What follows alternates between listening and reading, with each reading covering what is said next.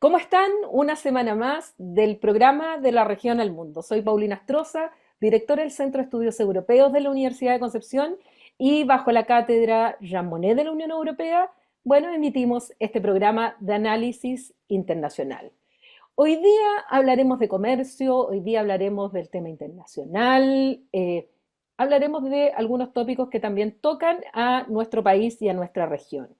Y para ello, hoy día contamos con la presencia, a quien ya agradezco, de Rodrigo Yáñez, quien actualmente es el secretario general de la SOFOFA y que anteriormente tuvo el cargo del primer subsecretario de Relaciones Económicas Internacionales, cuya entidad acaba de cumplir 5 años. Así que, Rodrigo, muchas gracias por estar en la región al mundo.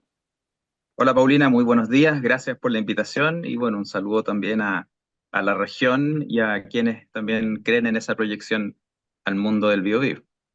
Partamos con lo de la Subrey. Se acaban de cumplir 5 años de que se haya creado, luego de ser una dirección, y tú fuiste el primer subsecretario de Relaciones Económicas Internacionales. Expliquémosles un poco a la gente cuál es la función que cumple dentro de la Cancillería esta subsecretaría y el o la subsecretaria de Relaciones Económicas Internacionales en particular. Bueno, la Subrey asume lo que se conocía como Dirección Económica, ¿no? General Económica Internacional, la Direcon. Y la Direcon tenía tres grandes direcciones, una de ellas era ProChile y la dirección bilateral y multilateral. En este caso yo diría, como para ponerlo en simple, es que se logra dar un paso más arriba en términos del diseño de política pública, en este caso política comercial, en manos de una subsecretaría, que ese es el rol, digamos, que tiene una subsecretaría en nuestro esquema, digamos, público de administración del Estado. Y ProChile se convierte en un servicio público que se relaciona con el presidente a través de la subsecretaría y por lo tanto también cobra una estatura adicional o superior con un patrimonio que administra, etcétera. Eh, y de alguna manera se genera un mayor peso en las decisiones y en la coordinación de los distintos actores vinculados al comercio exterior en el sector público y como el gran interlocutor o orquestador de la política comercial también de cara al sector privado. En Chile no tenemos un Ministerio de Comercio Exterior o un Ministerio de Comercio, y por lo tanto las atribuciones o los servicios vinculados al comercio exterior están en varias partes, no solamente en la Subrey. ProChile es uno, ¿ah? Pero está, por ejemplo, el Servicio Nacional de Aduanas, el SAC, que en temas sanitarios y fitosanitarios es muy relevante, también en términos regulatorios el ISP, y todos cumplen un rol pero que necesitaba de cierta articulación desde el punto de vista del Estado y para eso se crea esta subsecretaría, ¿no? Entonces, ahora, el rol de Hacienda es muy relevante en esto desde un punto de vista también de lo que es factible para efectos de negociar, pero la decisión de negociar, más allá de que existe un comité interministerial de negociaciones, hoy día es de la Subrey, eh, y el resto evidentemente que desde sus respectivos roles participa. Eh, y creo que es súper relevante también esa vinculación con el mundo no solamente bilateral, sino que multilateral, y ahí estamos pensando en la OECD, en la OMC, en APEC. Entonces, raya para la suma, la creación de la subsecretaría le da el rol político y sobre todo a propósito del diseño de política comercial a la subrey y ese es un rol que es importante, digamos, recordar, pero también no olvidar lo que significa la implementación de esa subsecretaría en términos del seguimiento, de impacto de los acuerdos, de cómo se evalúan las negociaciones y de empezar a posicionarse, ¿no? Digamos, en el Estado y también desde el punto de vista de cara al sector privado en lo que es el comercio exterior y las relaciones económicas internacionales desde un punto de vista más amplio. Eso me interesa mucho porque nuestro país se ha caracterizado, a diferencia de otros, sobre todo de la región, que desde ya de los años 70 en adelante, de manera unilateral, pero ya de manera y multilateral a partir de la vuelta a la democracia, eh, nuestra, eh, nuestro modelo de desarrollo ha sido un modelo de desarrollo abierto, lo que algunos denominan de regionalismo de regionalismo abierto, y por el cual hemos finalmente tenido y tenemos hasta el día de hoy una red de acuerdos comerciales sumado a todo lo que significa cooperación o temas eh, no directamente vinculados al comercio y la inversión, pero tenemos una gran red de acuerdos que, junto con México, siempre se dice que somos los más promiscuos internacionalmente hablando en nuestras relaciones internacionales. Pero esa es una etapa, esta red de acuerdos con las grandes potencias, con otros estados, pero ¿cuánto de eso y a cuánto le corresponde a la subred y a otros ver lo que efectivamente lo que se firma se cumple, que realmente produce los efectos deseados al momento de la negociación, de la firma o ratificación, y cada cuánto tiempo se va evaluando para saber si hay que renovar, mejorar o dar por terminado también es posible bilateralmente o multilateralmente de común acuerdo un tratado. Bueno, esa es una pregunta súper interesante porque los tratados de libre comercio, y en esto creo que hay una responsabilidad compartida, digamos, son mucho más que aranceles. ¿Ah? Y cuando uno piensa en que al final del día, después de todos estos años, ha significado esta apertura, el sector privado, lo principal es aranceles. Efectivamente, después viene el tema regulatorio, sanitario, fitosanitario y las barreras no arancelarias, que es un temazo. Em, pero creo que el tener una capacidad de inteligencia comercial, por así decirlo, de adelantarse a las tendencias, ¿no? De demandas en ciertos mercados, de también el seguimiento de los fenómenos regulatorios y geopolíticos en esos mercados, porque por darte un ejemplo, si yo estoy apostando a un mercado donde lo más probable es que se genere una tendencia proteccionista, tal vez yo no debería estar negociando y perdiendo energías con ese mercado. Y eso tiene que ver, digamos, con una capacidad de análisis que creo que hoy día no tiene la Cancillería y funciona de una manera bastante más a pulso, ¿no? Eh, y eso me lleva un poco a plantear la idea de que como país debiéramos tener una capacidad de análisis mejorada en términos también del uso de los datos. ¿Para qué? Para hacer estas evaluaciones ex ante y ex post de los acuerdos comerciales, porque también se invisibilizan ciertos aspectos que van mucho más allá de las ganancias por apertura comercial por arancel. Hoy día, por ejemplo, en el CPTPP, que fue tan polémico, hay 3.000 oportunidades distintas en relación con 1.000 y tantos, 1.100 productos en principalmente tres mercados por sobre lo que tenemos en nuestra red de TLC. Esto es una ganancia relevante en términos de aranceles, pero también está este juego de las reglas de origen, de cómo tú te empiezas a insertar en cadenas de valor en las que hoy día el país no está. Y en el caso del sudeste asiático, por ejemplo, que es donde hay dos países, tanto Malasia como Vietnam, donde hay unas ganancias muy relevantes para Chile. eh, bueno, tenemos efectivamente de lo que ellos compran en el mundo, de todo este fenómeno que se dio también con el desacople de China y Estados Unidos, que se fueron moviendo las cadenas. En el fondo, todo este fenómeno del friendshoring, nearshoring, se fueron moviendo mucha producción al sudeste asiático, y por lo tanto, versus lo que había hace 10 años, existe otra dinámica donde ya no me basta solamente la ganancia arancelaria, sino que también donde yo soy competitivo y qué puedo ofrecerle a esos países para insertarme en sus cadenas de valor. Y en el caso de Chile, por esta, ¿cómo era la palabra que usabas? Eh, bueno, esa apertura comercial, no era una palabra más, Promiscuidad. promiscuidad. Eh, tenemos a veces para una misma transacción, operación comercial, tres acuerdos comerciales aplicables. ¿Ah? Y esos acuerdos, claro, desde el punto de vista del arancel, dice una cosa, pero desde una serie de otras disciplinas dicen otras. Y en el caso del CPTPP, las reglas de acumulación de origen son un juego completamente distinto a lo que están los bilaterales. Eh, bueno, también no existe o sea, existe autocertificación y no certificación por entidad, lo que hace mucho más directo, pero a la vez también obliga a las empresas a tener buen sistema, digamos, de control y trazabilidad de su origen por si enfrentas una fiscalización. Pero las ganancias de ese juego, y ni siquiera estamos hablando del mundo de servicios y de economía digital, es donde creo que el país tiene que salir a jugar más, y eso requiere conocimiento, inteligencia de datos, y también requiere difusión e implementación. Y eso es algo que creo que estamos al debe. Y las cosas no ocurren por magia. O sea, en los 90, cuando existían cambios tan radicales y el mundo tampoco estaba tan abierto, evidentemente que las cosas funcionaban de una manera mucho más directa. Hoy día, donde ya el resto de los países se nos ha ido equiparando, tenemos que empezar a encontrar estas ventajas comparativas, digamos, de una manera mucho más inteligente.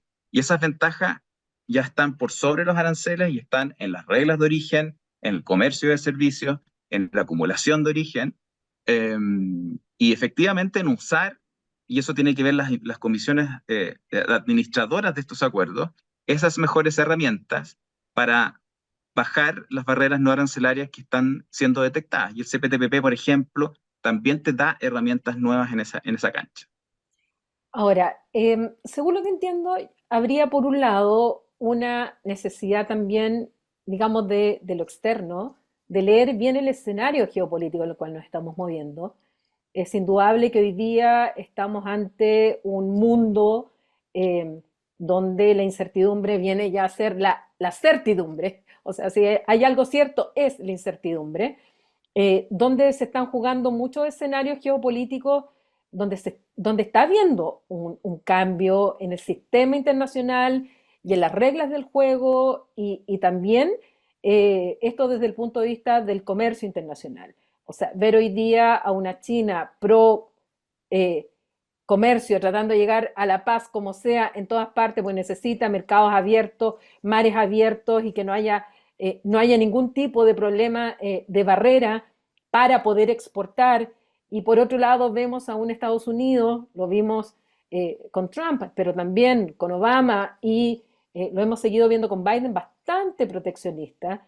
Una Unión Europea que de por sí es proteccionista, o sea, de hecho es un ente proteccionista, pero que dentro de ese proteccionismo se ha abierto también a terceros, por eso que estamos nosotros en la negociación, no en la negociación, en el periodo ya de ratificación de este acuerdo. Por lo tanto, está el elemento geopolítico ahí moviéndose para saber dónde Chile tiene sus oportunidades. Pero por otro lado, yo lo veo también desde el punto de vista, y te pregunto tu opinión, desde el punto de vista interno del país, de los actores que al interior de Chile tienen que tener la suficiente información, conocimiento de estos acuerdos y que en el fondo hay una bajada a que todo aquello que se negocia en la subrey, todo aquello que se negocia en el ministerio, todos los acuerdos que hemos tenido, bueno, finalmente sean usados, las herramientas que se negocian sean conocidas, ya sea por las empresas, exportadores, los agentes económicos, y realmente esto produzca los efectos esperados cuando uno negocia. Uno negocia por interés, finalmente, porque uno busca un interés en ese acuerdo. ¿Cuánto de eso hay? ¿Cuánto hay, por un lado, de incertidumbre internacional donde nosotros podamos vernos favorecidos y cuánto hay de conocimiento interno de los actores locales para aprovechar las ventajas que el escenario internacional nos puede estar dando, eh, incluso sin que nosotros lo busquemos? Bueno, en eso, para un país además chico, es súper relevante el tener una visión de Estado público-privada, idealmente, de lo que tú planteas. ¿Por qué? Porque eh, cuando uno va a buscar o abrir puertas, es muy importante que vean al país convencido respecto a ese camino. Entonces, por ejemplo, la gira Europa recientemente, que fue una delegación empresarial bastante importante, se habló del acuerdo de doble tributación, del el rol que jugó Alemania en el acuerdo entre Chile y la Unión Europea. Eh, y eso es importante transmitirlo, pero también para lo que dices tú, que es bueno, de cómo el sector privado y público se apropian de esa agenda, donde necesariamente tu contraparte va a querer también ver a un sector privado activo y comprometido con lo que está haciendo el sector público, ¿no? Desde un punto de vista de atracción de inversión, desde un punto de vista del comercio.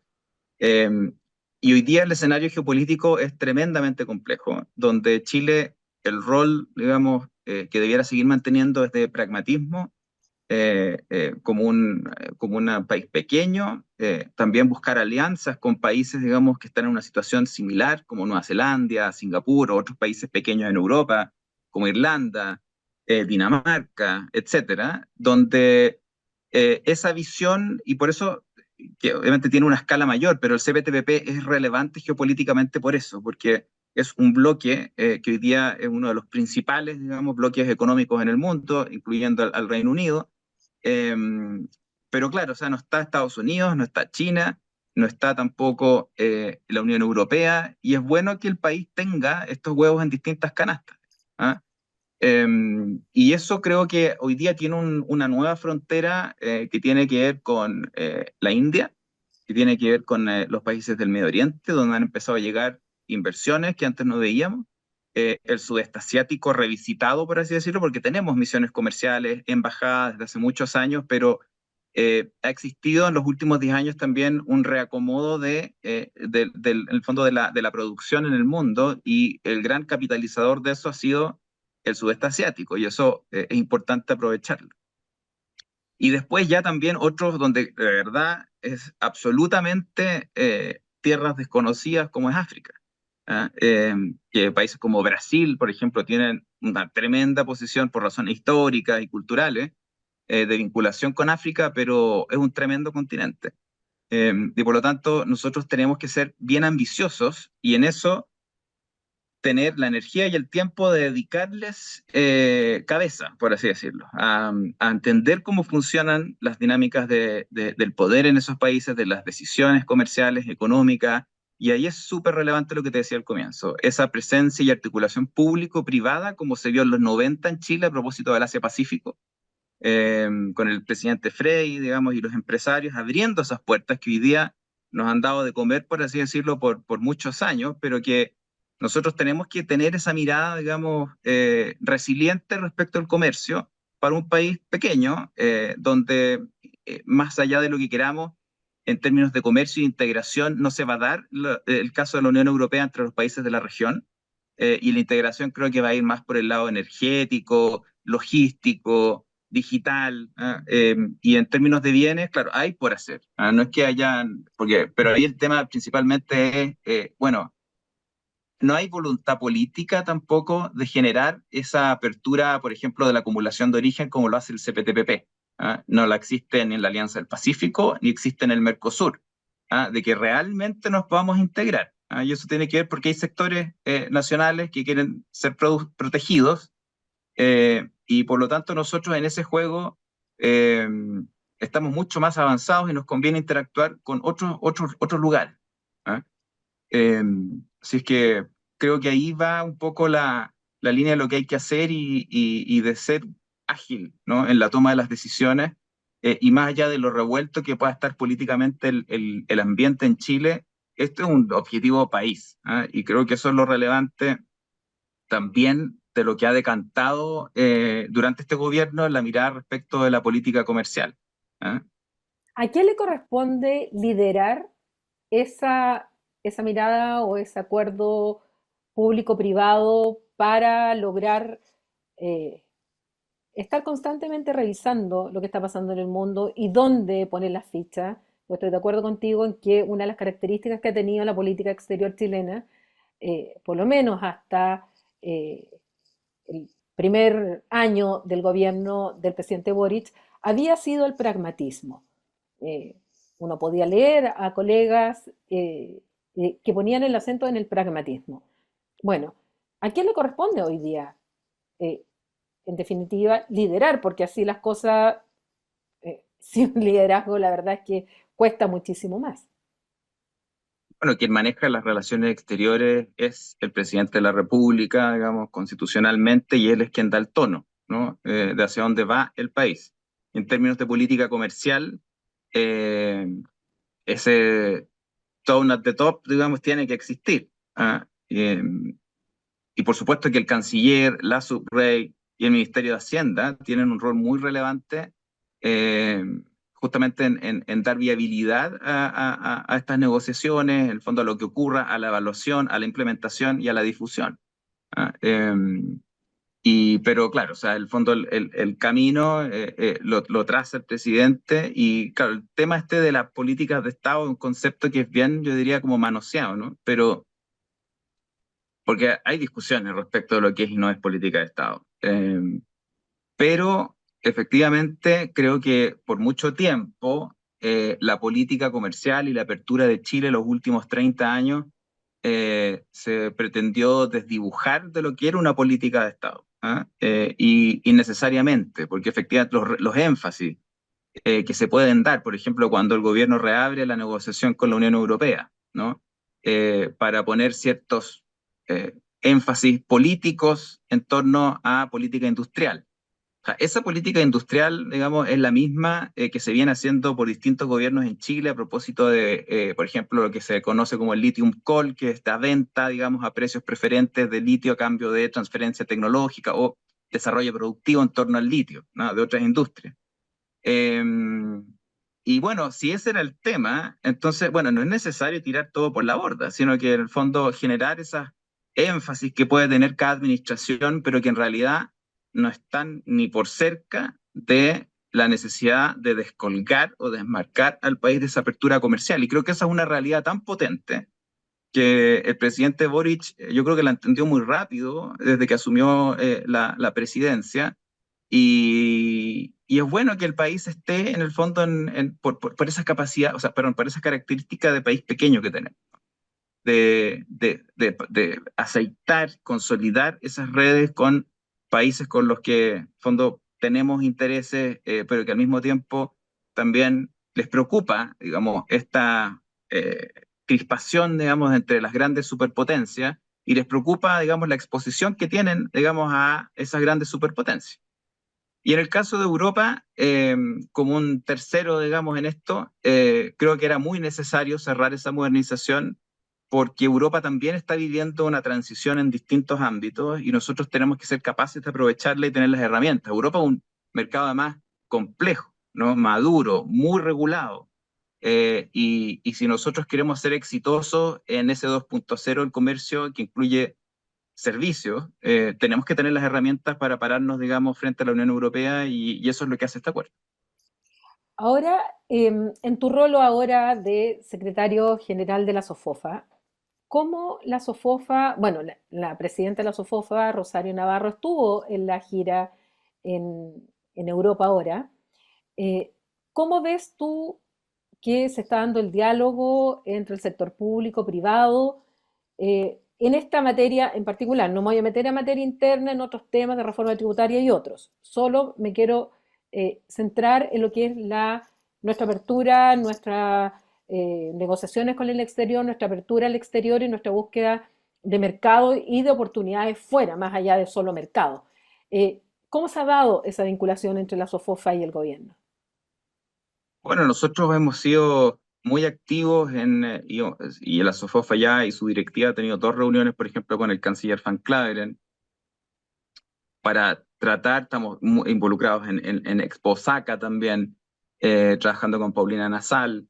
La presidenta de Sofofa, Rosario Navarro, como bien decías, participó de la gira tanto a China como de Europa. Y siempre vemos con mucha atención lo que está ocurriendo en el ámbito comercial. Y buscamos ser un actor que contribuya justamente a dar ese insumo de las necesidades, de los problemas que tiene el sector privado, que no, también requiere un trabajo detrás, ¿no? Y de que las empresas de alguna manera miren los acuerdos comerciales como un instrumento de su planificación estratégica también, ¿ah? Y no solamente esta mirada de arancel, ¿ah? Porque existen oportunidades ocultas que para poderlas aprovechar hay que realmente invertir en entender, en analizar y en implementar. ¿Eh? Y nosotros en Sofofa llevamos más de 20 comités empresariales binacionales y ese es el foco que queremos dar en términos de, por ejemplo, existan siempre la realización de los comités de libre comercio, como ocurrió en Indonesia el año pasado, con los consejos empresariales binacionales y que ese insumo para cuando se juntan los gobiernos a ver, bueno, cómo ha avanzado este acuerdo, en realidad no sean reuniones, digamos, de estilo y de eh, chequeos en el fondo formales, sino que de verdad sean instancias de trabajo y que se aprovechen para resolver los problemas. Y en eso el gobierno requiere también que ese insumo sea de calidad y que recoja de verdad lo que está ocurriendo, y esa es la pega, digamos, nuestra, ¿eh? Eh, pero hay un tema también en relación con la visión de país y de cómo salimos y quebramos esta dinámica de crecimiento mediocre que hemos tenido en los últimos 10 años. Eh, y tiene que ver con que las exportaciones recuperen el lugar que tenían en el PIB de hace 15 años atrás, que están estancadas. Y eso tiene que ver por distintas razones. Y ahí hay un tema también, digamos, político, donde en algún minuto se plantea a los TLCs como, digamos, la razón por esa pérdida de productividad o de competitividad, por en el fondo llevar a consolidar una matriz exportadora de commodities, ¿no? Recursos naturales, exportar piedras y palos, así como puesto bien en bruto. Pero el tema es que, bueno, Chile tiene esa fortaleza. Australia, el 70% de su matriz exportadora tiene que ver con commodities, por ejemplo, o Canadá, en el fondo, una proporción similar. Y son países desarrollados que generan valor agregado por polos de innovación, y detrás de un cobre que en el fondo con menos huella de carbono, con menos agua, lo mismo en el caso del litio, agricultura en el fondo mucho más sostenible, etcétera, existe una cantidad y nos tocó ahora, por ejemplo, en Puerto Montt ver el ecosistema de innovación que se ha generado en Puerto Varas en torno a la industria del salmón. ¿Ah? Y existe mucho valor agregado y servicios de clase mundial detrás de esas industrias, eh, y eso es lo que tenemos que realmente ponerle como patines, ¿ah?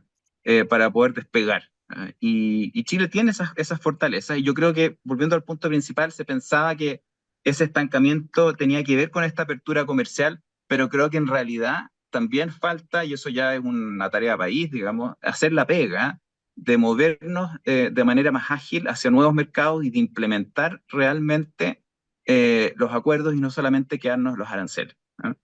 Ahora, Eh, perdón, tú has nombrado varias veces el CPTPP o ex TPP-11 o antiguo TPP, que se transformó de alguna manera en un fetiche, se transformó de alguna manera en el símbolo para algún sector de todo lo malo de la globalización. Em, y esto hizo que su tramitación también fuera bastante compleja. Hasta antes del estallido social había sido aprobado por la Cámara de Diputados, no con grandes mayorías como usualmente los tratados de libre comercio han sido aprobados en el Parlamento, en el Congreso nuestro, y después sencillamente todo lo que se vivió y el TPP-11, comillas, era como lo malo, todo tal como tú señalabas, lo que iba en contra del interés nacional supuesto de algunos sectores. Pero ese escenario cambió, ese escenario sobre todo después del 4 de septiembre, una vez que se rechaza el proyecto constituyente, hay un cambio, se pone en la urgencia para deliberación y para votación, y finalmente Chile es parte de este tratado.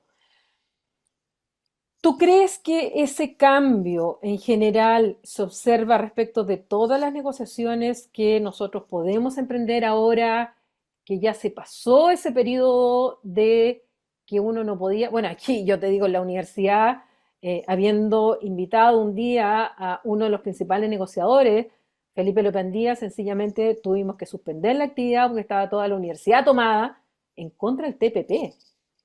Eh, pero si ya hoy día sencillamente no es tema. ¿Crees que hay un ambiente mucho más favorable ahora para la aprobación y para una conversación más calmada, menos encrispada, respecto a los beneficios, a los efectos, a los efectos también negativos que pudiera tener un tratado, que por supuesto pudiera haberlos para algunos sectores?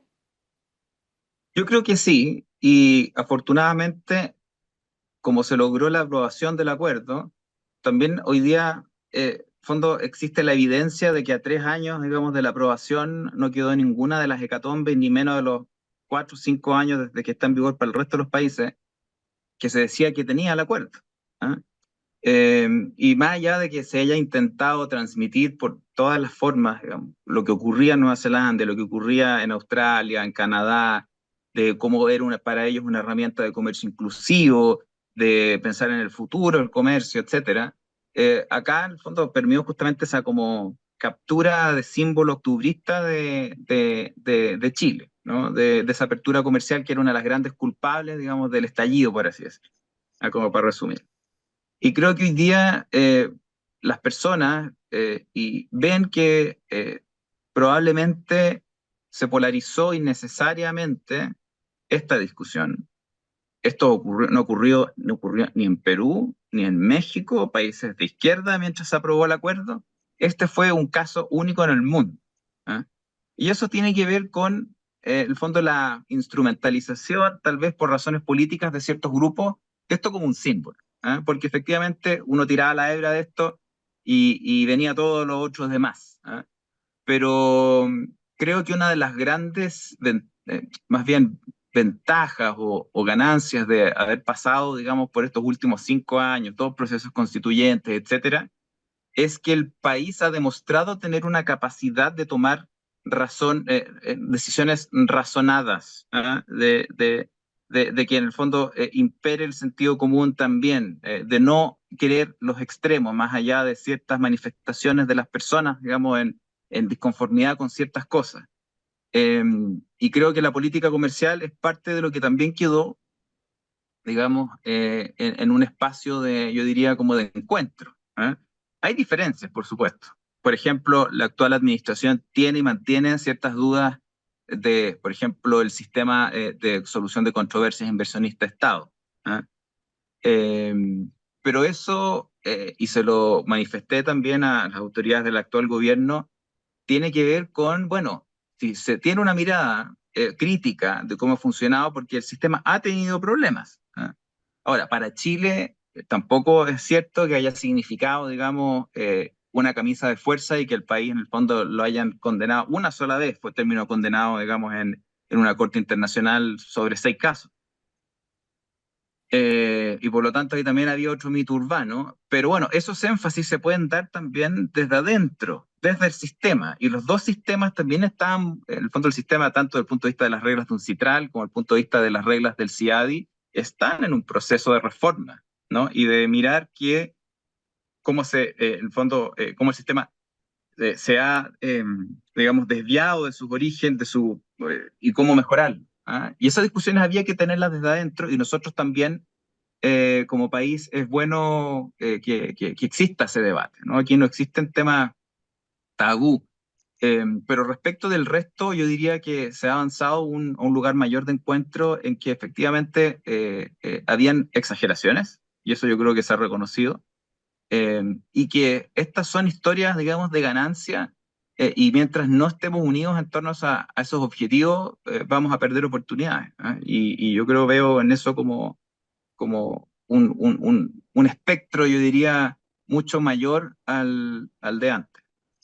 Ahora no puedo dejar de terminar esta entrevista sin preguntarte, ya que para muchos fuiste conocido como Mr. Vacunas, ¿cuál fue, y contarnos algo más de lo que significó, tú eras el subsecretario de Relaciones Económicas Internacionales bajo la presidencia del presidente Piñera en la época de la pandemia, y tuviste un gran rol respecto de las vacunas, donde Chile junto a Israel estuvimos durante mucho tiempo dentro de los países que más vacunas tenían. Y cuentan ahí, mito urbano, que hasta casi te amarraste a la embajada, al Ministerio de Relaciones Exteriores chino por lograr traer vacunas a Chile. ¿Cómo fue ese proceso? ¿Qué tan difícil fue? ¿Cómo se adoptaron las decisiones? Porque había en esa época también una gran, eh, había temores respecto a qué tipo de vacunas, si las vacunas chinas, si las vacunas de Europa, si Moderna, si la Pfizer, si la Sputnik. Eh, bueno, ¿cuáles fueron los lineamientos generales que tú tuviste para que finalmente Chile tuviera la cantidad de vacunas que tuvo? Y que por lo que he sabido también, otros países nos pedían vacunas incluso a cambio de votos en algunas organizaciones internacionales donde nosotros necesitamos votos, un poco como se maneja la diplomacia multilateral. Ahora, aquí a mí me gusta, sobre todo después de todos estos años que han pasado, hay dos conceptos que yo creo que son clave en esto, respecto a lo que hablábamos también, que el rol del comercio es central en este tipo de desafíos. ¿Ah? De personas que o sea, desde el punto de vista de las personas, que las personas ni se sospechan. ¿Ah? Una vacuna, o sea, la cantidad de componentes de todo el mundo que tiene una vacuna, desde los viales, el frasco, los ingredientes, etcétera, es tremendamente relevante. Y eso tiene que ver con que funcione el comercio, las cadenas logísticas, la facilitación de comercio, etcétera. Y eso es algo que también nosotros impulsamos muy en paralelo. O sea, los acuerdos que teníamos para poder recibir información científica de la evaluación de las vacunas, que el comercio fuera más expedito y se generaran estos green channels, digamos, para ingresar, y eso lo trabajaba mucho con la Organización Mundial de Aduanas, etcétera. O sea, activar toda esa red en torno al comercio para que fluyera para las personas creo que fue súper importante. Y lo segundo, esta gran asociación público-privada en torno a un gran objetivo, que yo creo que se puede replicar en muchísimas otras cosas. Y que claro, o sea, como decías tú, nos llevó a estar en un lugar de liderazgo mundial, de cómo un país chico que no producía una sola vacuna, se ponía, digamos, a la par de las grandes potencias por la audaz, digamos, del uso del comercio, al final de cuentas.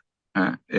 Porque esto significaba salir a negociar, que llegaran rápido, ser eficientes, que se generaran, digamos, al mismo tiempo también todas las decisiones técnicas y científicas en torno a estas vacunas, porque nosotros no era que aprobáramos las vacunas, o sea, esto tenía que pasar por todo el mecanismo también del ISP, del Consejo Asesor de Vacunas, y ellos necesitan información, y esa información tenía que ser seria, de calidad, y eso también dependía muchas veces de cómo tú pavimentabas esos caminos para que fluyera la información desde otros reguladores, porque había que negociar también acuerdos de confidencialidad, de que el uso de la información, en el fondo, entre reguladores, ¿no? Pero eso lo facilitaba la Cancillería. Y lo mismo con los insumos, los puentes aéreos, la obtención de permisos aeronáuticos. O sea, hay una serie de cosas que son muy del micro, pero que trababan y podían trabar de una manera súper crítica la cadena de abastecimiento de insumos y de vacunas. Y ahí el rol del comercio fue fundamental. ¿Eh? Y por eso creo que también es un bonito ejemplo de cómo en realidad las cosas están más cerca de las personas que de lo que se cree. ¿Ah? Y el rol de la Cancillería, de nuestras embajadas, de las oficinas de ProChile, que en su minuto las convertimos en departamentos de adquisiciones de insumos al servicio de Senabast, ¿ah? Saliendo a buscar, digamos, en el mundo, junto a nuestras embajadas, distintos proveedores, ¿ah? Adicionales a los que se podían manejar. Y creo que ese fue, en el fondo, un tema que no nos podemos olvidar, digamos, como país, respecto de cómo cuando enfrentamos desafíos unidos con el sector público y el sector privado, podemos hacer una diferencia, incluso en este caso, como de clase mundial. ¿Ah? Y eso yo creo que es extrapolable a otros desafíos que tenemos por delante. Para terminar, y siendo la región del Biobío, quiero preguntarte por la situación de Huachipato.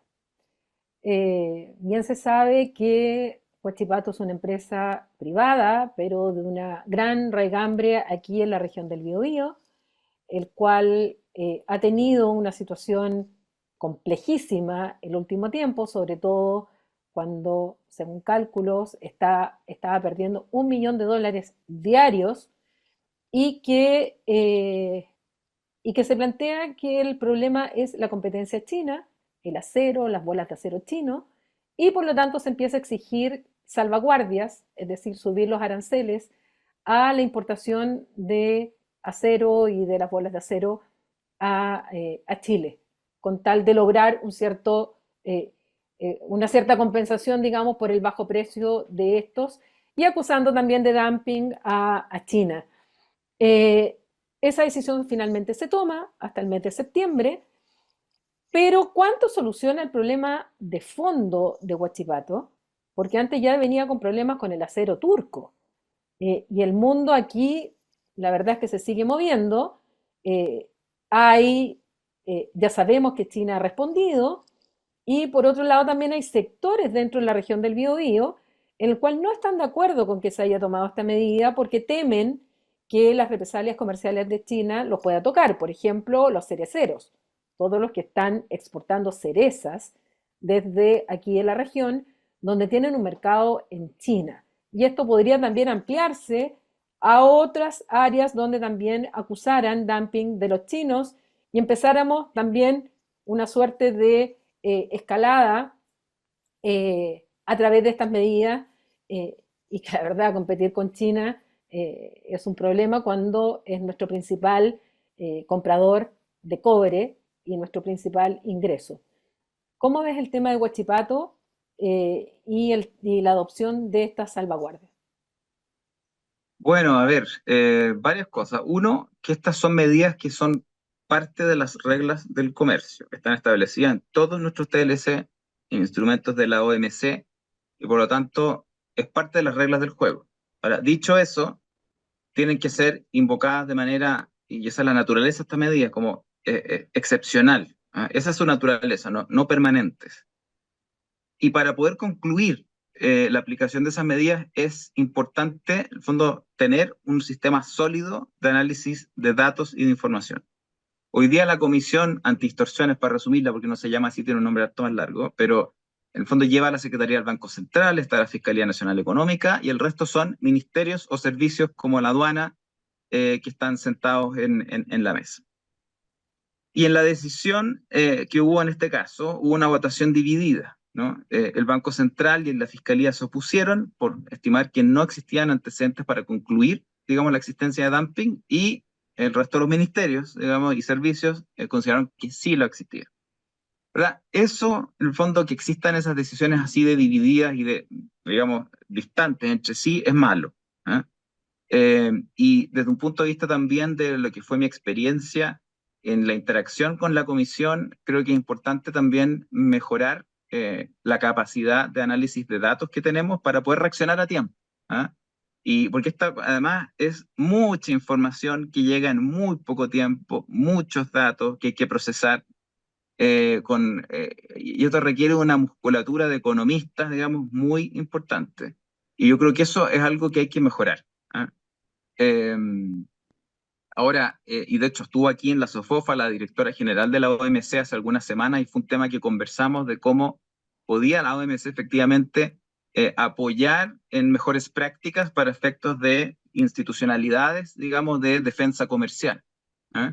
Ahora, acá creo que lo que hay que cuidar mucho es, para efectos de lo que decías tú, la relación con otros socios comerciales que se puedan ver afectados, es como la transparencia, el uso o sea, la capacidad de analizar datos y que realmente exista una decisión institucionalmente sólida, ¿no? Y ojalá, no sé si incontrarrestable, pero en el fondo que exista en el fondo tranquilidad respecto de esa conclusión. Porque como te digo, esa conclusión, y eso también está en nuestro TLC con China, tenemos un protocolo en materia de defensa comercial, o sea, es parte de las reglas del juego también en esa relación bilateral. Lo importante es cómo llegamos a esa conclusión. ¿Ah? Y que en esa conclusión esto es lo mismo cuando a un inversionista no le gusta una decisión de Chile. El tema es, bueno, una decisión de cómo se llega a eso, respecto de qué tan predecible es, y que en el fondo estoy discriminando o no, etcétera. En esto también es bueno como dicen en el fondo en lo anglosajón, el procedural fairness, ¿no? Y que existe una institucionalidad sólida y con capacidad de análisis de datos que no dependa tanto de la información que puedan entregar las partes. ¿Ah? Y creo que ese ruido, efectivamente, que se genera por existir decisiones tan divididas dentro de la comisión, es bueno evitarlo y creo que el camino a seguir tiene que ver con cómo reforzar esa capacidad de análisis de información que tiene la comisión. Y por otro lado, ya pensando en el futuro, por ejemplo, en el caso de Huachipato, otro tiene que ver también con, yo diría como, y eso la región del Biobío lo ha priorizado, ¿no? Esa mirada internacional de generar alianzas y de traer mejores prácticas o tecnologías o, bueno, dónde en el fondo está el 2.0 de las industrias del Biobío en general, ¿ah? Y qué oportunidades hay en el mundo para eso. Pero bueno, siempre los temas antidumping tienen un componente en la carga política fuerte, pero creo que la única manera de poder mantener, digamos, esto en un justo medio es la institucionalidad, y creo que en eso existe espacio para reforzarlo y mejorar. Sí, porque finalmente fueron aquí los técnicos los que votaron en contra y fueron los ministerios políticos los que votaron a favor, y más aún en un periodo eleccionario, que esos son elementos que se van mezclando también, porque sale esto de todos somos Huachipato, pero sin empezar a analizar de fondo también lo que hay dentro de lo que tiene que mejorar Huachipato, lo que se puede hacer y que una medida también puede causar efectos colaterales en otros sectores que puede ser súper contraproducente y que además no vamos a poder mantener, como tú dices, una medida de alza de aranceles eterna para salvar a Huachipato y que no entre el acero chino, porque finalmente eso lo vamos a perder en cualquier panel de la OMC en este sentido. Entonces, eh, como que falta ahí un poco más de nuevo, visión de Estado y reforzamiento también de los órganos que toman las decisiones. Y eso, Sí, y ahora, eso bueno, como te decía, es parte también, y eso creo que hay que ser muy claro, sino tampoco es el tema comercial o los TLC es la apertura, digamos, total y da lo mismo, no. Estos son parte de las reglas del juego del libre comercio. El tema es la ejecución, ¿ah? Y en eso es donde creo que el país, en el fondo, puede generar, a propósito de este caso, una capacidad, digamos, para evitarse esto de que exista ruido o cuestionamientos a sus decisiones, como lo hizo el gobierno chino, ¿ah? Eh, y bueno, eso después ya también va de la mano y para eso se firmó ese protocolo de defensa comercial, justamente para que fluya la información y el entendimiento mutuo de lo que se está haciendo en materia de defensa comercial cuando existe un caso. Y eso efectivamente es importante que se haga y que se implemente por la subrey, ¿ah?